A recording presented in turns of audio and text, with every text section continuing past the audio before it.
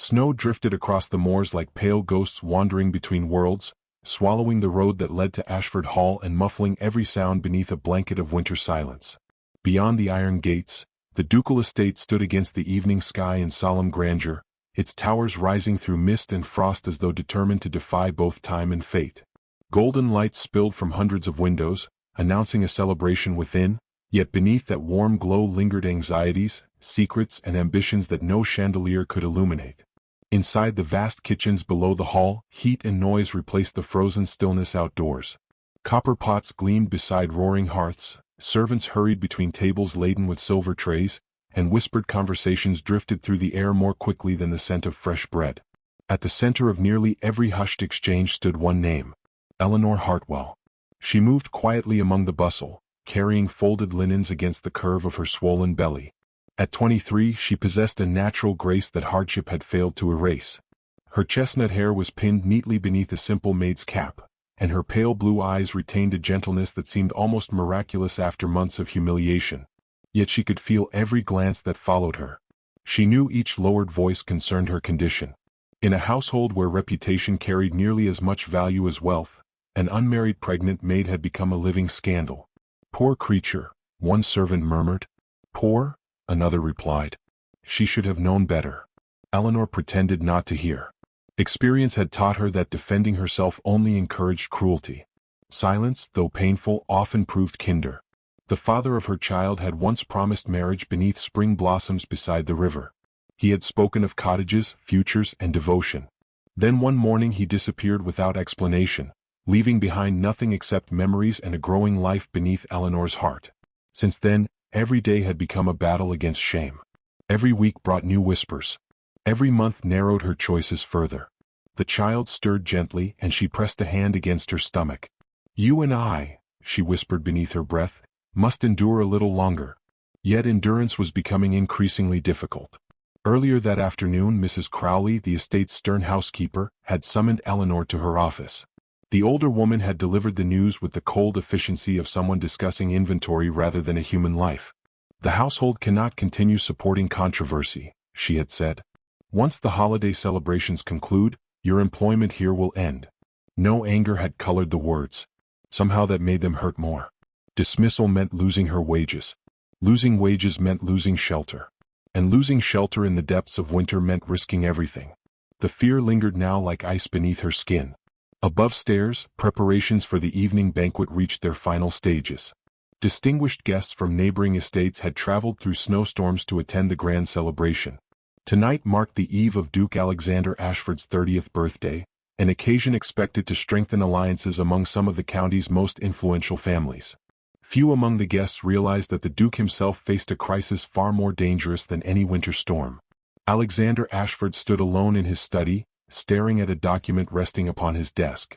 The fire crackled nearby, casting restless shadows across his face. Tall, broad-shouldered, and composed, he carried the commanding presence expected of a man born to power. Yet exhaustion darkened his eyes.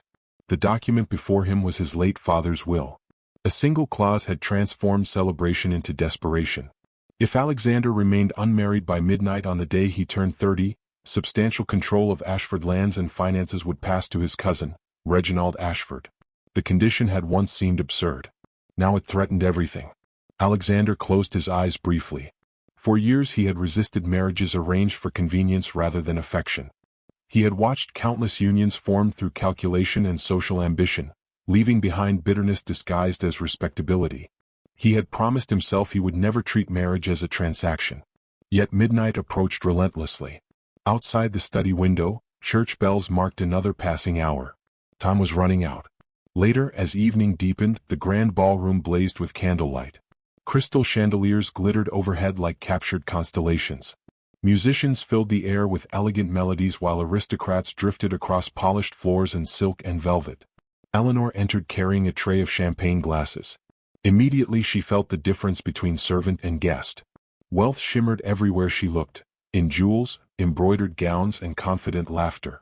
She kept her gaze lowered, determined to perform her duties unnoticed. For a time she succeeded. Then disaster struck. A gentleman stepped backward unexpectedly. The edge of Eleanor's tray collided with his arm. Crystal shattered. Champagne splashed across expensive fabric. Conversation faltered. Dozens of faces turned toward her. Heat rushed into her cheeks. "I beg your pardon," she said quickly. The gentleman muttered irritation, but it was a nearby noblewoman whose voice carried across the room. "Perhaps balancing trays is difficult in her condition." A ripple of laughter followed. Another woman smirked. "Or perhaps she is searching for another gentleman willing to rescue her." More laughter. The words landed like stones. Eleanor stood frozen, beneath hundreds of eyes. Humiliation tightened around her chest until breathing itself became difficult. She wanted to disappear. She wanted the floor to open beneath her feet. Most of all, she wanted her child spared from inheriting a world capable of such effortless cruelty. The room seemed to close around her. Then silence fell. Not gradual silence, but sudden and complete. Across the ballroom, Duke Alexander Ashford had risen from his seat. Every gaze shifted toward him. His expression remained unreadable as he crossed the floor through rows of astonished guests. He stopped before Eleanor and regarded her with a seriousness that made even the mockers uneasy. For one suspended moment, neither spoke.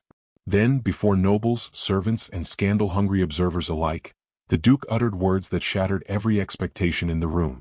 "Miss Hartwell," he said quietly, "would you consent to becoming my wife before midnight?" The tray slipped from Eleanor's trembling fingers, and somewhere in the stunned silence that followed, destiny changed direction. The silence that followed the Duke's proposal seemed to stretch beyond the ballroom walls, beyond the towering estate itself, until it touched the frozen fields outside. No violin dared continue its melody. No guest risked disturbing the impossible moment that hung suspended beneath the chandeliers. Crystal fragments glittered around Eleanor Hartwell's feet like scattered ice as she stared at Alexander Ashford, wondering if she had misunderstood him. Surely she had. A duke did not propose marriage to a pregnant maid. A duke certainly did not do so before half the county. Yet his expression remained steady. There was no mockery in his eyes. Only resolve. Eleanor's pulse thundered in her ears. Every instinct urged her to flee, but her feet refused to move. "Your Grace," she whispered, barely finding her voice, "I believe there has been some mistake." A faint murmur swept through the crowd. Alexander glanced toward the assembled nobles before returning his attention to her. "There has been no mistake, Miss Hartwell." The certainty in his tone unsettled her more than the proposal itself. Among the guests, disbelief transformed rapidly into outrage. Elderly aristocrats exchanged horrified looks. Young debutantes whispered behind jeweled fans. Mothers who had once dreamed of securing the Duke as a husband for their daughters suddenly appeared as though they had swallowed poison. The first to recover was Lady Beatrice Holloway, whose daughter had been presented to Alexander no fewer than 6 times during the season. "Your Grace," she said sharply, "surely this is some ill-considered attempt at humor." Alexander turned toward her. "I assure you, Lady Beatrice, I have never been more serious." Shock rippled through the ballroom once more. Eleanor wished the earth would open beneath her. Instead, the Duke extended his hand. "Walk with me, Miss Hartwell." The request sounded gentle, yet it carried the authority of a man accustomed to being obeyed. With trembling fingers she accepted. Together they left the ballroom amid a storm of whispers.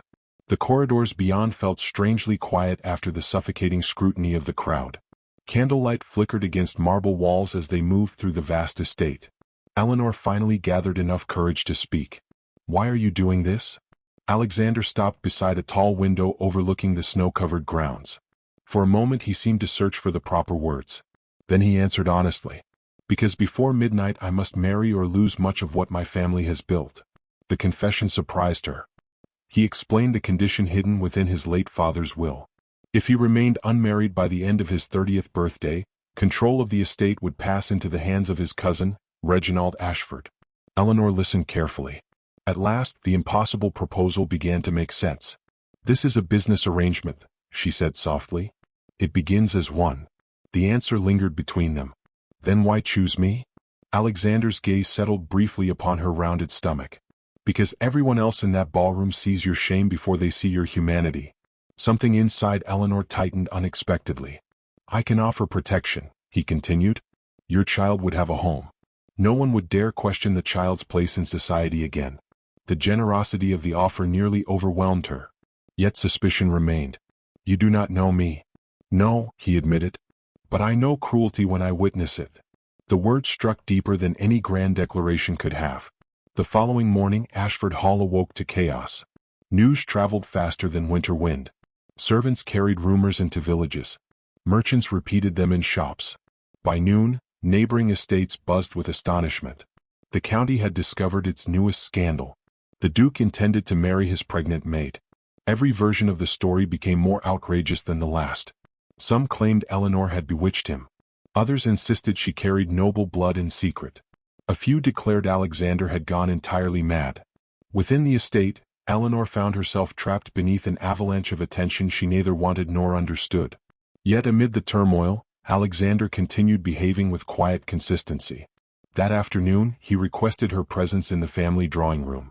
Sunlight filtered through tall windows, illuminating dust motes that drifted through the air like tiny stars. When she arrived, he held a small velvet box. "I wish to give you something." Eleanor hesitated. "Your Grace, that is unnecessary." "Perhaps," he replied. "But I would like you to have it." Inside rested a sapphire brooch shaped like a flower. The stone glowed with deep blue brilliance. "It belonged to my mother." Eleanor stared in astonishment. "You should keep it." "I have for many years." His voice softened. She believed kindness was a greater inheritance than wealth. Carefully he placed the brooch in her hand. The gesture carried far more weight than its monetary value. It was trust. Perhaps the first trust anyone had offered her. Since her disgrace. Days passed. Preparations for a possible wedding continued while scandal intensified. Then came another surprise. Alexander asked Eleanor to accompany him to a quiet wing of the estate rarely visited by guests. He opened a door. She froze. The room beyond had been transformed into a nursery. Soft blankets rested inside a polished cradle. A rocking chair sat beside the window. Tiny garments had been folded neatly into drawers. Emotion caught in her throat. "You prepared this?" "Yes." "For my child?" "For your child," he said gently. No one had ever planned a future for her baby before. Everyone else had spoken only of mistakes and consequences. Alexander spoke of tomorrow. That evening, alone in her chamber, Eleanor cried for the first time in months. Not from despair. From relief. A week later came the third gift. A leather-bound journal worn by age. "It belonged to my mother," Alexander explained. She filled it with thoughts she wished someone had told her when she was young. Eleanor opened the fragile pages. The elegant handwriting spoke of courage, loneliness, hope, and perseverance. The words felt strangely alive. As if a woman long gone had reached through time to offer comfort. For the first time since her abandonment, Eleanor began imagining a future beyond mere survival. Yet happiness proved fragile. One bitter evening, a black carriage arrived through falling snow. The visitor who emerged carried the confidence of a man who believed the world already belonged to him. Reginald Ashford. Tall, impeccably dressed, and smiling without warmth, he entered the estate like a storm concealed beneath polished manners. At dinner, he observed Eleanor with unsettling amusement. "You are certainly the most discussed woman in England at present." Eleanor lowered her eyes. Alexander's jaw tightened. Reginald merely smiled wider. Later, before assembled guests, he lifted a glass and spoke with deceptive casualness. "I find myself fascinated by one particular mystery." The room quieted. "What mystery?" someone asked. Reginald's gaze settled directly upon Eleanor. The identity of the child's father. An uncomfortable silence spread. Then came his final words. "Because I have reason to believe the gentleman responsible may be far closer to this family than anyone has yet imagined." The glass slipped from Eleanor's fingers, and Alexander rose slowly from his chair as dread swept through the room like a gathering shadow. The silence that followed Reginald Ashford's accusation lingered long after the guests retired to their chambers. Conversations continued behind closed doors, carried through corridors by servants and magnified by imagination. By midnight, speculation had spread through Ashford Hall like smoke through ancient stone. Every glance directed toward Eleanor seemed heavier than before, every whispered exchange more dangerous. She spent the following day avoiding crowded rooms. The sapphire brooch remained tucked safely inside her dresser. The journal rested beside her bed. Both gifts had become reminders of a kindness she no longer trusted herself to accept. Reginald's insinuation had achieved its purpose. Doubt had entered the house. More troubling still, doubt had entered her heart. As evening approached, snow began falling once again. Thick clouds gathered above the estate, swallowing the last traces of daylight. By nightfall, a fierce winter storm surrounded Ashford Hall. Wind rattled the windows. Bare branches scraped against stone walls. The world beyond the estate vanished beneath curtains of swirling white. Inside, however, another storm quietly unfolded. Eleanor stood alone in the nursery Alexander had prepared for her child. Her fingers drifted across the polished cradle. The room remained exactly as she had first discovered it, filled with warmth, care, and impossible hope. She closed her eyes. Everything about it felt dangerous. Not because she feared harm. Because she feared believing in happiness. 4 months she had survived by expecting disappointment. Trusting no one had become a shield. Yet Alexander's kindness threatened that shield more effectively than cruelty ever could. A gentle knock interrupted her thoughts. She turned. One of the servants stood in the doorway. "His Grace requests your presence in the library, Miss Hartwell." Her pulse quickened unexpectedly. A few minutes later, she descended the grand staircase and crossed the silent corridors. The library occupied one of the oldest sections of the estate. Massive shelves stretched toward the ceiling, filled with centuries of history. A fire burned within the hearth, casting golden light across leather-bound volumes and dark wood paneling. Alexander stood beside the flames. For a moment neither spoke. The crackling fire seemed unusually loud. Outside, rain mixed with snow, tapping softly against stained glass windows. Finally, Eleanor broke the silence. "You should not be seen alone with me." Alexander's expression softened slightly. "I suspect society has already decided the worst. That does not make it untrue." His gaze settled upon her face. "You believe Reginald's accusation has changed my opinion of you?" She looked away. "I believe it has given everyone another reason to despise me." The words emerged more painfully than she intended. Alexander moved toward the fireplace and rested one hand against the mantel. "My father spent his life fearing scandal," he said quietly. "He believed appearances mattered more than truth." Eleanor listened without interruption. "When I was a boy, I watched him destroy friendships, dismiss loyal servants, and sacrifice happiness simply to protect our family's image. Every decision became a performance." His voice carried neither bitterness nor anger. Only weariness. "I promised myself I would never live that way." The firelight flickered across his features.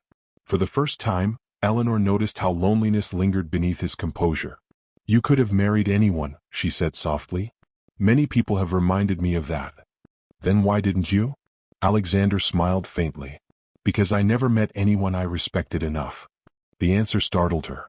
"I was introduced to beautiful women, accomplished women, wealthy women. Every season brought another list of suitable candidates. And none of them were suitable? Not for me." The honesty in his voice made the room feel smaller, more intimate, more dangerous. He stepped closer to the fire. "My parents shared little affection. They occupied the same house yet lived entirely separate lives. I witnessed what happens when marriage becomes a contract rather than a partnership." His gaze lifted toward hers. "I could not willingly repeat their mistake." The confession lingered between them. For several moments neither spoke. Outside, the storm intensified. Inside, the warmth of the library seemed to draw them into a space untouched by judgment. At last, Eleanor gathered the courage to reveal a truth of her own.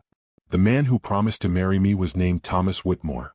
The words felt heavy after months of silence. Alexander remained perfectly still. "He worked at my uncle's stables. He was charming and attentive. Everyone liked him." Her hands tightened together. "He told me I was special." The faint laugh that escaped her carried no amusement. "How foolish that sounds now." "It sounds human." His answer encouraged her to continue. "When I discovered I was expecting a child, I searched for him. He had already left. No letter. No explanation. Nothing." Pain shadowed her features. "I spent weeks convincing myself he would return." The fire crackled softly. "He never did." Alexander's expression darkened. Not with judgment. With sympathy. "I was ashamed," she whispered. "Not only because society demanded it. I was ashamed because I believed him." Silence followed. Then Alexander spoke words she had never expected to hear. "Your circumstances are not your character, Miss Hartwell." The simple statement struck her harder than any declaration of admiration. 4 months she had been treated as a cautionary tale, a scandal, a mistake. No one had separated her actions from her worth. No one except him. Emotion tightened her throat. Unable to respond, she turned toward a nearby table where several old documents rested. One item immediately caught her attention. A bundle of letters tied with faded ribbon. "May I?" Alexander nodded. She carefully unfolded the first page. The elegant handwriting belonged to his mother. As Eleanor read, surprise slowly replaced curiosity. The letters revealed a young woman who had once been dismissed by society. Before marrying the Duke's father, she had endured whispers, rejection, and cruel assumptions about her origins. One sentence seemed to leap from the page. Those whom society condemns often possess the strongest hearts. Eleanor stared at the words. The room suddenly felt different, as though the past itself had reached forward to comfort her. She would have liked you, Alexander said quietly. Eleanor looked up. The sincerity in his eyes stole her breath. For the first time she realized he was not merely offering protection. He was offering understanding. The distinction changed everything. The storm outside continued raging, yet the fear that had followed her for months no longer felt quite so powerful. Eventually the hour grew late. Reluctantly, Eleanor closed the final letter and prepared to leave. She crossed the room slowly, aware of Alexander watching her. At the doorway she paused and glanced back. Firelight illuminated his face. The silence stretched. Then his voice broke it. "If fate had granted us different circumstances," he said softly, "I believe I would have searched the world to find you." Eleanor's heart stumbled. She could think of no reply. And as she stood frozen beneath the library doorway, wondering whether she had imagined the confession, a shadow moved beyond the stained glass window, unseen by either of them, listening in the darkness beyond. Morning arrived beneath a sky the color of silver ash. The storm that had raged through the night left Ashford Hall surrounded by towering drifts of snow, transforming the estate into a kingdom of white silence. Yet inside the manor, calm remained impossible. Rumors moved through the corridors with renewed vigor, fed by Reginald Ashford's insinuations and strengthened by every passing hour. Eleanor slept little after leaving the library. Alexander's words echoed relentlessly through her thoughts. "If fate had granted us different circumstances, I believe I would have searched the world to find you." No man had ever spoken to her with such sincerity. That truth frightened her more than any scandal. Because for the first time since her abandonment, she found herself imagining a future not built upon necessity, but hope. Hope was dangerous. Hope could be taken away. The following afternoon, preparations for the wedding accelerated throughout the estate.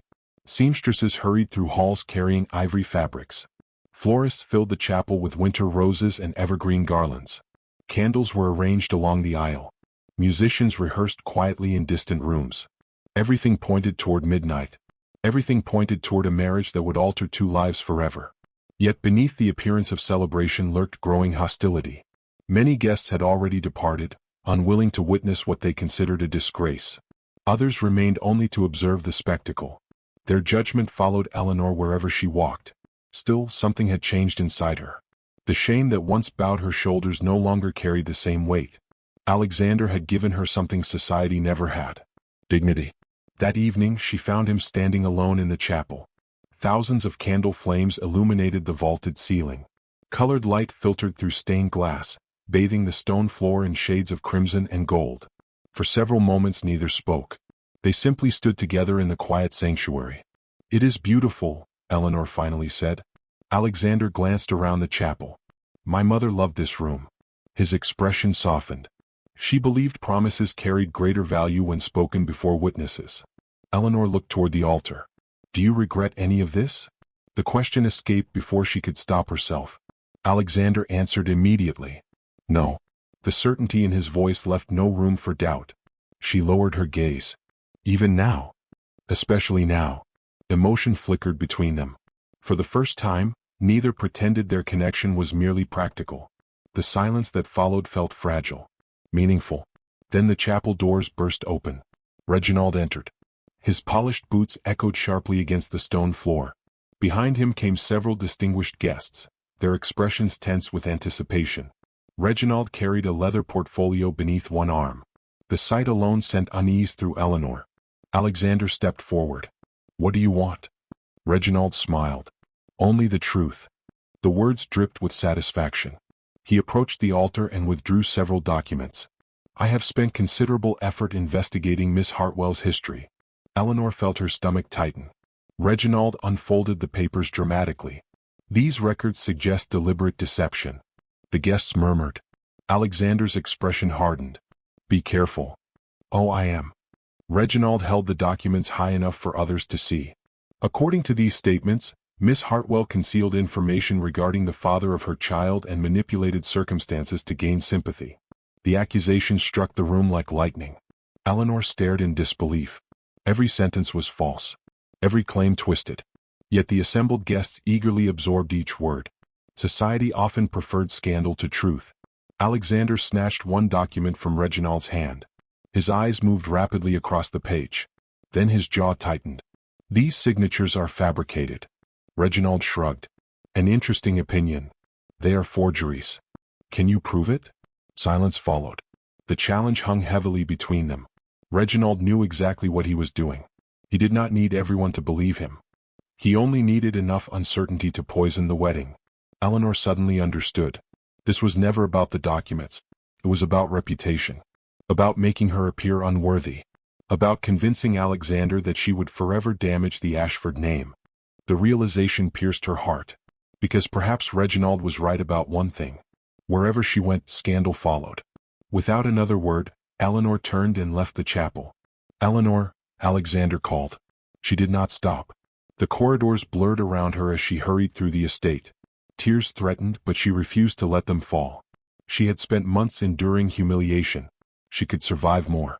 What she could not survive was becoming the reason Alexander lost everything.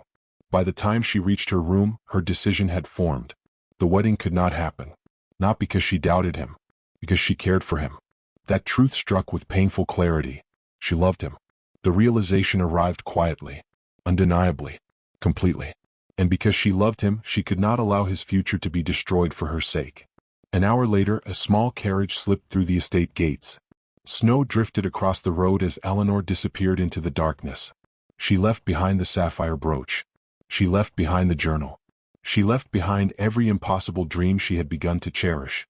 What she could not leave behind was the ache in her chest. Back at the manor, Alexander discovered her absence. For several moments he simply stood inside her empty room. The untouched nursery stood nearby. The cradle waited beside the window. Everything she might have become remained painfully visible. Then he noticed a folded note. His hands tightened as he read. "You deserve a future free from my burdens." The words ignited something fierce inside him. Not anger. Determination. For years he had obeyed expectations. For years he had compromised. For years he had allowed duty to dictate every choice. Not this time. He folded the note carefully. Then he descended the staircase with purposeful strides. Guests watched in confusion as he crossed the entrance hall. Reginald intercepted him near the door. "Running away already?" Alexander stopped. The entire hall seemed to hold its breath. His gaze settled upon his cousin. Cold. Unwavering. "Listen carefully," he said. Reginald's smile faltered. "I would sooner lose every acre of Ashford land than lose the woman who taught me what home truly means." The declaration stunned everyone within earshot. Before anyone could respond, another voice echoed from the far end of the hall. "Then perhaps your grace should see this immediately." A solicitor entered carrying a sealed packet. Snow covered his coat. His expression was urgent. "I have evidence concerning the documents presented this evening." Reginald's confidence vanished. The room erupted into shocked whispers. Alexander took the packet. As he broke the seal and unfolded the contents, his eyes widened. Then he looked slowly toward his cousin. And for the first time since arriving at Ashford Hall, Reginald appeared genuinely afraid. Fear transformed Reginald Ashford's face so completely that several guests failed to recognize the confident man who had spent weeks orchestrating scandal. The solicitor stood near the entrance hall, snow melting from his coat onto the marble floor, while Alexander unfolded the documents one page at a time. Silence gripped the estate. Every eye followed the Duke. Every breath seemed suspended. At last Alexander lifted his gaze. The evidence was undeniable. Several witnesses had signed sworn statements confirming that Reginald had bribed a clerk to manufacture records concerning Eleanor. The signatures on the documents presented in the chapel had been forged. Even worse, letters recovered from a dismissed servant revealed that Reginald had deliberately spread rumors regarding Eleanor's pregnancy long before arriving at Ashford Hall. The scandal had never been about truth. It had been a calculated attack. A desperate attempt to seize the inheritance waiting beyond midnight. The realization swept through the gathering like wildfire. Whispers erupted. Expressions changed. The same people who had eagerly believed the accusations now looked toward Reginald with shock and disgust. For once, society's judgment had found the correct target. Reginald opened his mouth to defend himself. No words emerged. Alexander stepped forward. His voice remained calm. That made it far more intimidating. You attempted to destroy an innocent woman. Reginald swallowed. You do not understand. I understand perfectly. The Duke's gaze never wavered. You mistook kindness for weakness. For the first time in his life, Reginald appeared small. The confidence that had sustained him vanished beneath the weight of exposure. Guests moved away from him instinctively.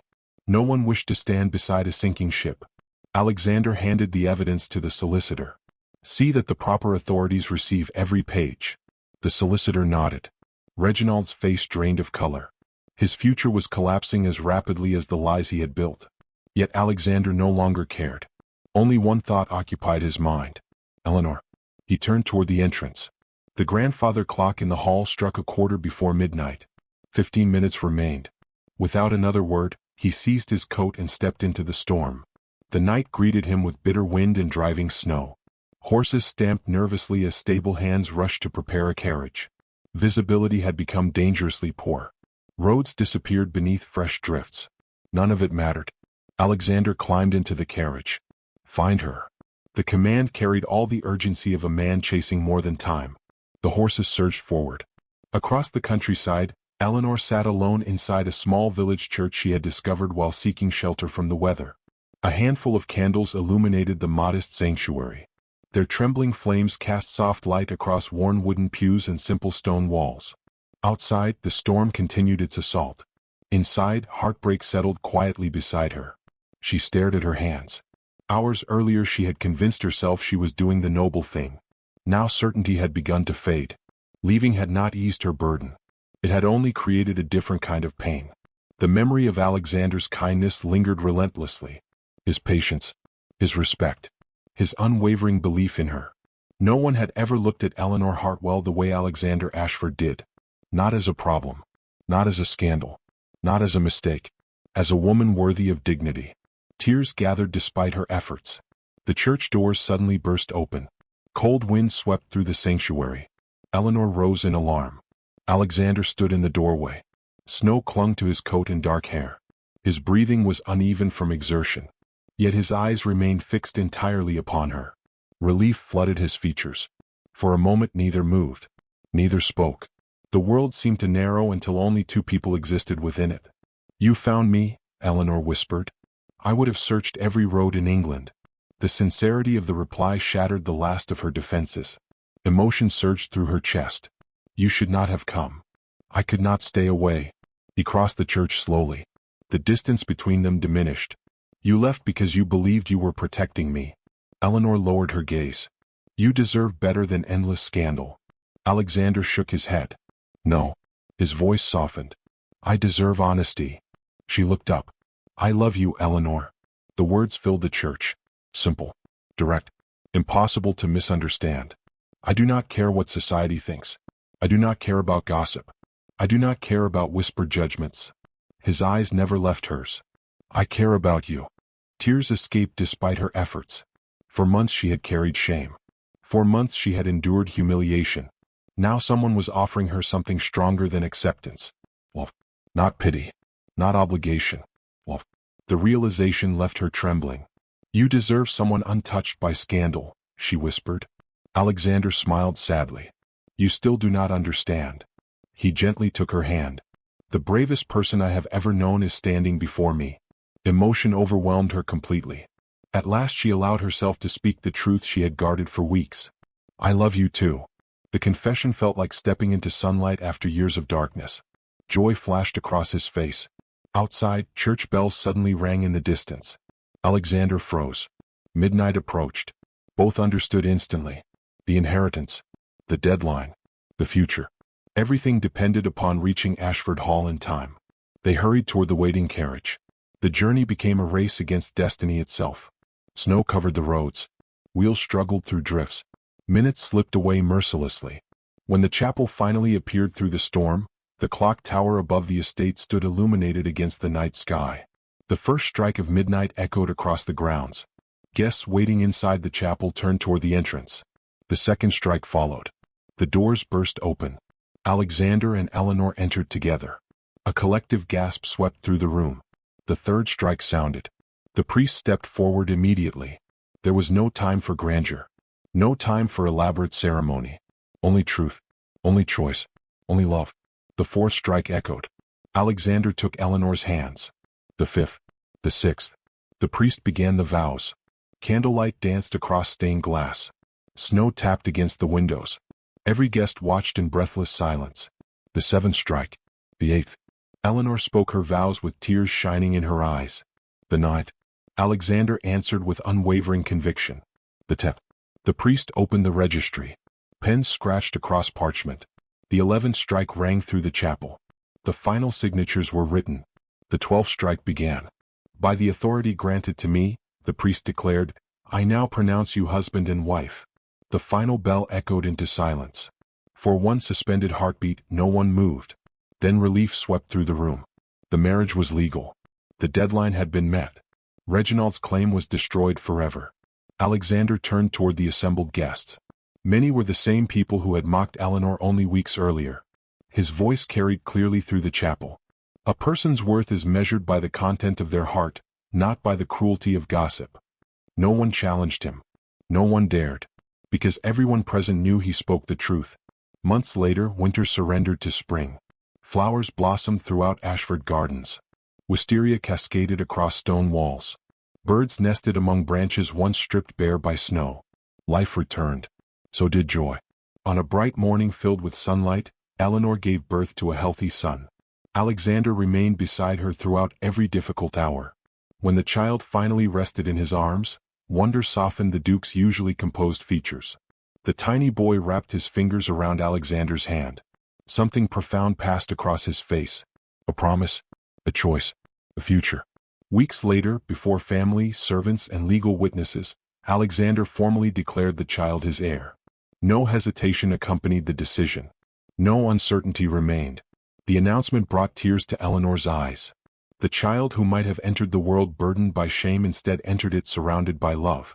One evening, as golden sunlight filtered through blooming gardens, Eleanor and Alexander walked beneath flowering wisteria. Their son slept peacefully in a carriage nearby. The estate seemed transformed. Not because wealth had increased, because happiness had. Eleanor smiled softly. Do you ever regret that desperate proposal? Alexander looked toward her. The same warmth she had first glimpsed in the library remained in his eyes. No. His smile deepened. It was the first truly wise decision of my life. She laughed through happy tears. He kissed her forehead gently. And so the story that began with humiliation ended with dignity. The scandal that once threatened to destroy them became a legend repeated for generations throughout the county. Servants told it beside winter fires. Villagers shared it during festivals. Children grew up hearing how a frightened maid and a desperate duke changed one another's lives. For sometimes the greatest love stories do not begin with perfect circumstances. They begin when two wounded hearts choose courage over fear, compassion over judgment, and love over everything the world expects them to become.